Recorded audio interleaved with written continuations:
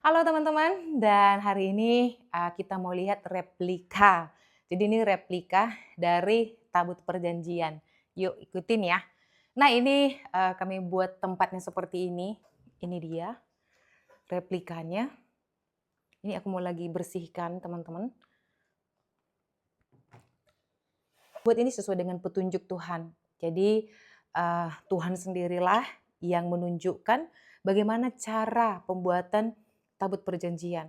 Jadi kita semua sudah tahu pada zaman dahulu Tuhan itu berbicara secara otodidak. Dengarkan baik-baik teman-teman. Alkitab mencatat Tuhan berbicara secara otodidak untuk membuat sebuah tabut perjanjian sesuai dengan Keluaran pasal 25 ayat 10 sampai 22. Nah, tabut ini ditempatkan di ruang Maha Kudus, di mana nggak semua orang bisa punya akses untuk masuk ke dalam sana.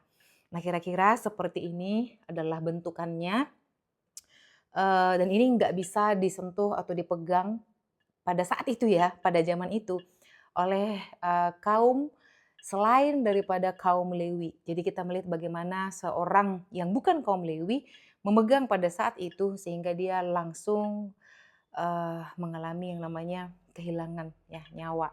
Jadi nggak boleh disentuh pada zaman itu. Nah, kira-kira seperti ini teman-teman. Dan di sini ada tulisannya Ark of the Covenant, yaitu tabut perjanjian. Nah, pada masa itu ketika ada orang berdosa itu akan membawa korban, baik kambing, domba, tergantung daripada kemampuan, maka imam akan memotongnya dan mengambil darahnya dan dipercikkanlah ke atas tabut perdamaian atau tabut perjanjian ini, dipercikkan. Sehingga dosa orang tersebut sudah diampuni. Itu adalah penebusan. Jadi itu adalah bentuk daripada uh, untuk penebusan dosa, teman-teman. Jadi makanya ada kaitannya kenapa Kristus harus mati. Jadi darah Kristus itulah yang menebus dosa kita. Jadi keselamatan kita bukan dari perbuatan, tapi itu adalah pemberian Allah secara cuma-cuma. Kita diberikan kesempatan.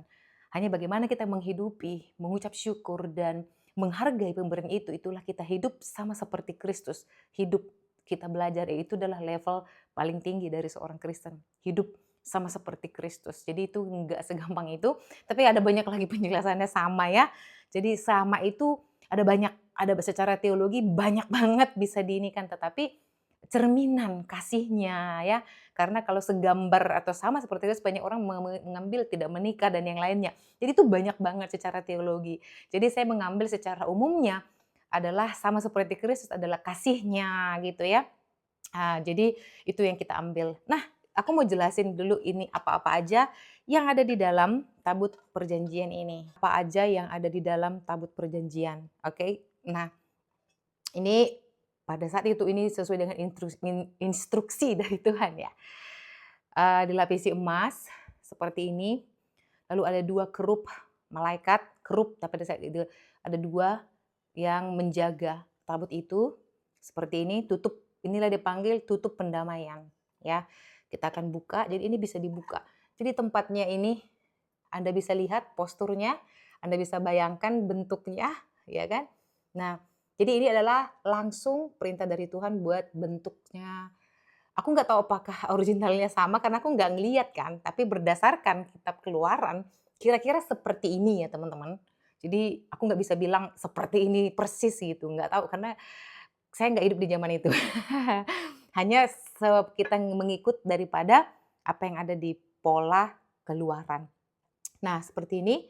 Jadi replikanya seperti ini, aslinya saya nggak tahu, jangan tanya. Nah ini, oke. Kemudian isinya apa aja di dalam, yuk sama-sama kita lihat. Ada 3 isinya, teman-teman. 3. Jadi ada kaitannya dengan Trinitas. Ini nanti kalian bisa kaji secara teologi ya. Tapi saya membahasnya secara umum aja. Seolah-olah berbicara Trinitas 3 ya kan. Ingat 3 ini 3 tapi 1 ya. Jadi bukan berbicara 3 Allah. No. Itu Trinitas, nanti kalau nggak tahu kalian bisa cari, itu ada tuh di tempat yang hitam, ada seorang yang apologetika yang bisa menjelaskan dengan detail. Nah, isinya yang pertama adalah ini. Apa ini? Yes, ini adalah gambaran ya, replika. Replika dari 10 hukum Musa. Jadi ketika Musa menuliskan 10 hukum yang dituliskan oleh tangan Tuhan sendiri, dan pada saat itu Musa turun membawa 10 hukum Taurat, tapi dia marah sehingga dia melemparkan batu itu dan pecah. Padahal itu dibuat tangan Tuhan sendiri, ya kan. Pecahlah batu itu dan gara-gara itulah dia nggak melihat tanah perjanjian. Dari atas dia lihat ya kan, dia hanya melihat, tapi dia kemudian nggak mengalami masuk dalam tanah perjanjian karena dia marah dengan bangsa itu, bangsa pilihan yang meninggalkan Tuhan pada saat itu. Jadi ini 10 hukum Taurat. Oke, 10 hukum Taurat yang ditulis oleh tangan Tuhan sendiri pada saat itu. Itu isinya yang pertama. Kemudian isi yang kedua adalah tongkat Musa. Tongkat Musa yang berbunga. Ini ya. Ini bentuknya seperti ini, bisa kelihatan ya. Nah, seperti ini. Nah, ini bukan emas ya teman-teman. Ini dilapisin. Bukan maksudnya warnanya aja ya. Bukan emas beli betul-betulan ya. Enggak lah. Ya, enggak. Ini replikanya. Ini warnanya aja. Oke.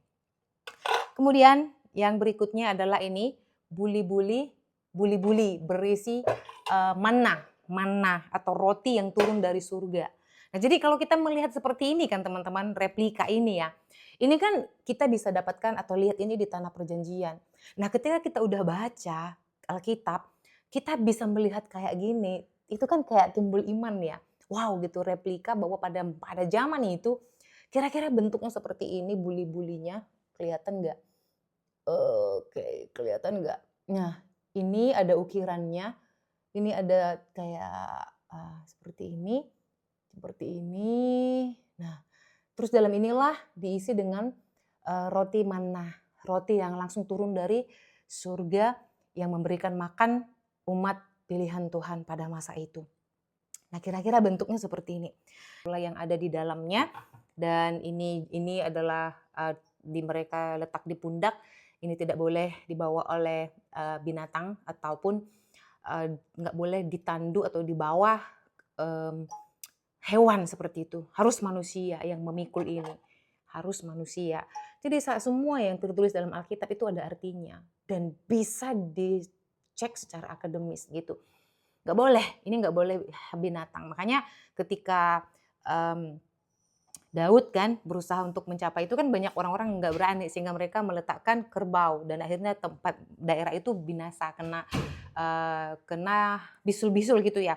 Nah, jadi nggak boleh dibawa oleh binatang atau hewan, harus dipikul oleh anak manusia gitu teman-teman. Jadi kira-kira seperti ini adalah gambaran daripada covenant atau tabut perjanjian seperti ini. Oke, ini nggak dijual teman-teman. Ya, ini adalah replika, nggak dijual. Ini saya simpan sendiri buat ketika gunung itu nggak beranjak, ketika kita dalam posisi yang lagi ya semua manusia alamin, kita bisa mengingat bahwa janji Tuhan itu digenapin. Kita bisa melihat bahwa karena pengorbanannya tutup pendamaian.